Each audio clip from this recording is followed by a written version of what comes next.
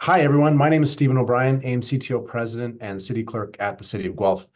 I'm joined here today by a good friend of mine and a fellow AIM-CTO member, and actually a recent author of Municipal Monitor contribution, an article. Andrea Coyne is with me, and she offered an article for the 2024 Q1 Municipal Monitor Extra. As a reminder for those of you who may not have seen some of our previous extra videos, the Municipal Monitor Extra is really a series that aims to kind of dive deeper into some of the discussions that are had in the print version and the digital version of the Municipal Monitor. These are stories and important topics featuring some of our association members and a chance to chat with them and engage with them on their article. Our association, as it evolves, we're continuing to look for new ways to connect with you and our members and reach a broader audience of municipal professionals who may benefit from hearing a bit more detail about some of those stories in the Municipal Monitor. So again, for this 2024 Q1 Municipal Monitor Extra, I'm joined by Andrea Coyne. Andrea is the Elections Policy and Print Services Manager at the Town of Oakville, and she's going to be diving deeper into her latest article, and it's actually our Q1 Municipal Monitor cover story called Representation Matters, the Path to Parity and Inclusive Future. So the article looks at representation on municipal council based on interviews and research that Andrea conducted with women in different leadership roles and those in elected official positions. It's a really, really important and appropriate topic for us today because I must say happy International Women's Day to you, Andrea. And this will be live on International Women's Day. We're recording it a few days earlier, but when everyone sees this, it will be International Women's Day. So I'll take the opportunity to wish everyone a happy International Women's Day. And Andrea, I'm so pleased that you could join us today to talk about your article. So let's jump in. For those of you that may, or for those that maybe haven't had a chance to dive into your article, maybe you can just touch on some of your initial research. What inspired you to take on this project? Where did it start from? And I'll hand it to you with that first question. That's great. Thanks so much, Stephen. It is great to be here. So my research focused on the importance of having a diverse municipal council, how it contributes to good democratic health through its benefits to the community and the diverse perspectives it brings. It focused on how the diversity ideologies affect women's self-perceptions and experiences in politics.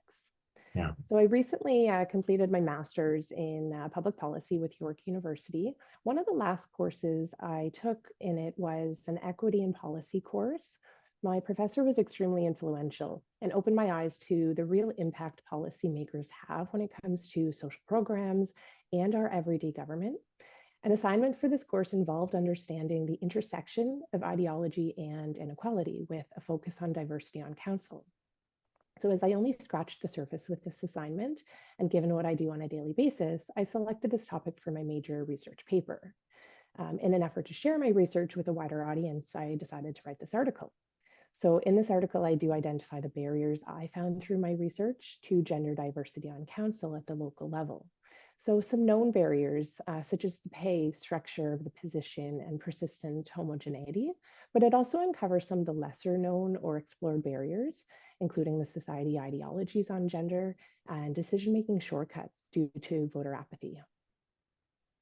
That's awesome. Yeah, it is so fitting and so timely. And I know it's a challenge that many municipalities are seeing in terms of councils that sort of have that homogeneous look and do require a bit more diversity. Maybe you can share what the most surprising fact or key finding was that came out of your research. Yeah, absolutely. So I think my findings on incumbency was most surprising. I went into my research with the assumption structure of the position, homogeneity, and incumbency were the primary barriers to diversity on council, only to find that incumbency really is only a product of the structure of the position and the homogeneity, and that personal safety was in fact a significant barrier. No person at any Wow. time. Yeah, it's quite interesting. I mean, you would obviously agree. No person at any time should feel unsafe in their job, No. Yeah. and this is happening. This key finding, which is becoming increasingly prevalent. We're seeing new policy requirements. We're seeing notice of motions everywhere. So much so that elected officials, both men and women, are choosing to leave or not enter at all due to the personal safety and the toxicity that may come with the job. And I really feel like this does demand attention. Yeah, for sure. And we've seen our news stories about, councils having to fund personal security systems at homes and things like that. I mean, that's a different sort of subset of kind of what I think you touched on, but I mean, it's unfortunately surprising, which is, It is. Yeah. Absolutely. And I focused a lot on the social media piece as well, and how that really does contribute to that personal safety. Yeah. As you know, Andrea, I don't need to tell you this, and I don't need to tell our members this. Our association is an association of municipal staff, folks that work with elected people. So, in your article, you provide some insights and suggestions on the role that we play as municipal staff in helping to remove barriers for women and other underrepresented groups. In your opinion, what are some of the things that we can do, or the ways that we can work maybe together on a day-to-day basis to support increase equity and inclusion on municipal councils? Of course. So you and I both, we know that budgetary and human resources are so tight for so many municipalities. Yeah. This is why I feel it's so important for all levels of government to work together on this. I also say continue the network, continue to observe and learn from others. That the work that so many great people are doing, other municipalities, advocacy groups, and organizations. Also leveraging the resources of other organizations, create those partnerships. Only then can we reach as many people as possible with an inclusive and diverse perspective. Now, specific to political involvement, I'd say start with the voters. Voter Yeah. education, outreach, communication, it's so important. Start early, put as much information out there as you can and as many resources. And once again, leverage the resources that are available to us. I feel this should only aid in candidate engagement because candidates are voters too. Yeah. And And yeah, I've said a lot, and I think you would agree that the strength of our association is the members. And I always say that, um, it's those connections you have over a coffee break at a forum or at the conference in a hallway, a quick chat where you can learn from others' experience. And I think that you'll get a lot of members who will be coming up to you to sort of say, "Tell me more about your research." And I think we can all learn from each other and share about sort of the best practices to address this unfortunate reality. We do need to make councils more representative of the communities that they serve. So with that, at the beginning of your article, you noted that there has been a bit of a cultural shift in recent years in how some of these sort of old patterns are changing to make way for more progressive viewpoints and diverse perspectives. With the understanding that there's always more work to be done, what are some of the things that you're witnessing at the local level? Maybe it's in Oakville, but maybe it's in other municipalities through your research that really motivates you and signals that as a sector, we're kind of moving in the right direction. So in short, the question is kind of like, tell us a little bit about the glimmers of hope that are out there and the good best practices that you're aware of that are happening. the first thing is people are talking more, and that's what we're seeing. People are sharing their stories. This is incredibly important and so motivating for so many. Yeah. The more stories we hear, the more we realize that there are others out there like us, fighting the same things, wanting the same successes and more. You and I, we see this a lot as municipal clerks and election administrators, that almost sigh of relief you feel when you are battling a challenge you haven't dealt with before, and you do feel alone, only to find out through networking that someone in perhaps a neighboring municipality has experienced a similar situation and they can help you navigate through it. It's the same idea. Yeah.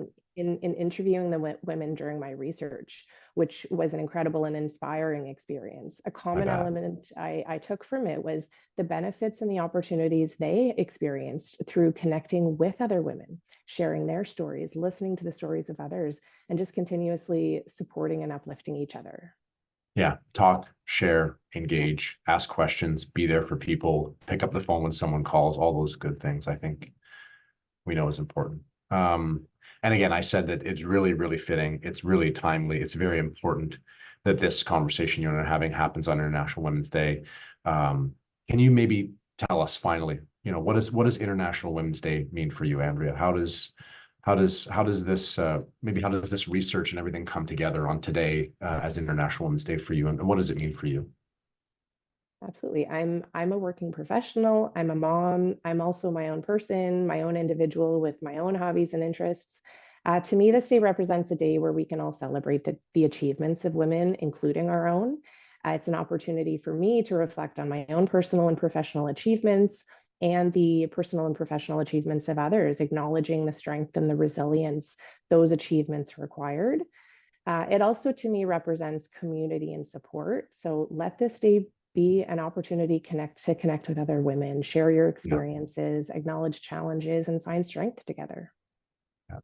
Well, I have a daughter, and I think it's so great to have people like you. And our sector and our association is full of women, strong leaders like you, and it's really great to know that younger generations of girls and women have a chance to look up to folks like you. So thank you so much.